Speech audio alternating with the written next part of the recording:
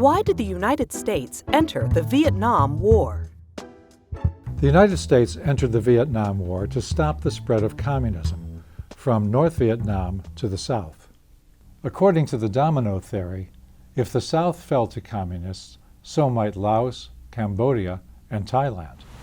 America plunged into Vietnam amid the fog of war. On the night of August 4, 1964, the U.S. destroyer Turner Joy reported being attacked by North Vietnamese gunboats in the Gulf of Tonkin. President Lyndon Johnson urged the Congress to act. 3 days later, it passed the Gulf of Tonkin Resolution, authorizing the President to take all necessary measures to prevent further aggression.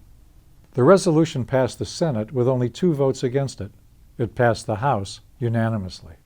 With that open-ended authorization, 2 presidents sent more than 2.5 million Americans to Vietnam. Almost 60,000 died there. Years later, declassified intelligence revealed that on that fateful night in the Gulf of Tonkin, the Navy was, as one witness said, shooting at phantom targets. To avoid another open-ended war, in 1973 the Congress passed the War Powers Act. Among other things, it limits how long the President can commit troops without the consent of Congress.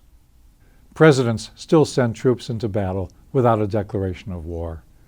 And the War Powers Act still lets the Congress shirk its constitutional responsibility to decide whether to take the country into war. Why did the United States enter the Vietnam War? To stop the spread of communism.